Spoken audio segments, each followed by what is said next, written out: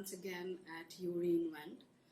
Today I want to talk about something which relates more to women versus children, but it is important for children too, but in a different manner. So we'll probably deal with it separately. Now, this episode is particularly for working women, and considering the lockdown, most of us are working from home, whether you are a full-time employee somewhere or at home or a freelancer like I am. But right now everybody's at home, and I'm sure you're getting a ton of calls from your clients, from your bosses, from your managers, from your team. And I am pretty sure this is not just my home, but as soon as the call rings and you say hello, your toddler or a preschooler, a 5-year-old, 6-year-old kind of remembers some of the most important conversations that he or she wanted to tell you. Sometimes it is even related to a pee break or a poo break.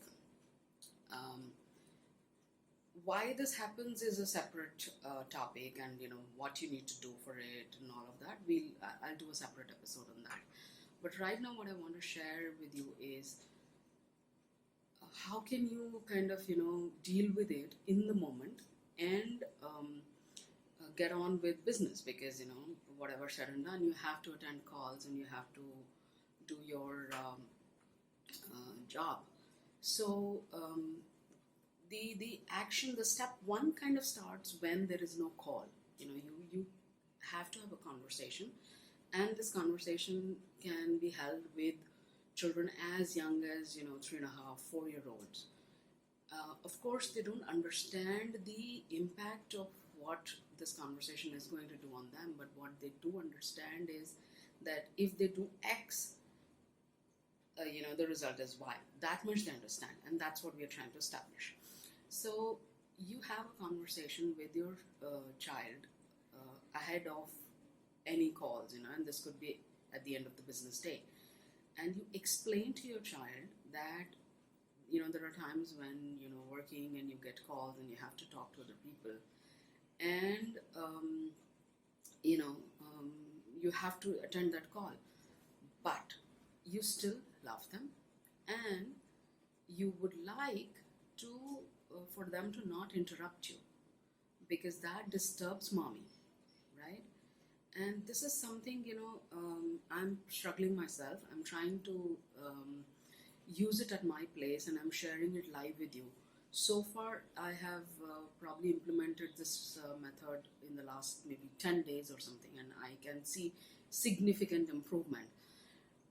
But when you've shared this scenario in this kind of context with your child, that you will get a call and you will attend a call and your mommy needs to attend it and it's important and the child does not need to disturb you, you will need continuous reinforcement.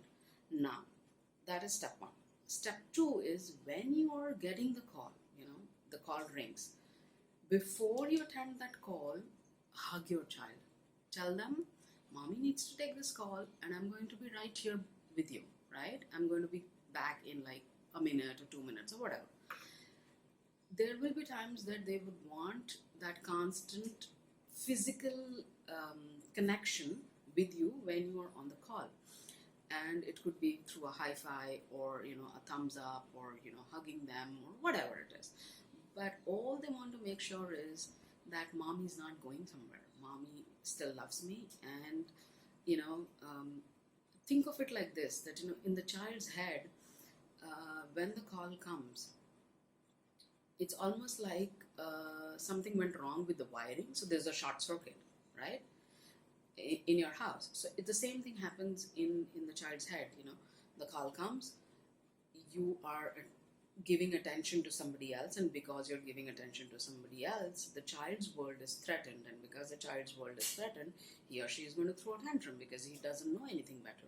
That's the only way he knows that you will give him attention and reinforce your love and affection for the child. So instead of establishing this route, I'm saying establish another route to just confirm the safety, security, connection, care, love they need. And the wiring is intact, nothing goes wrong there.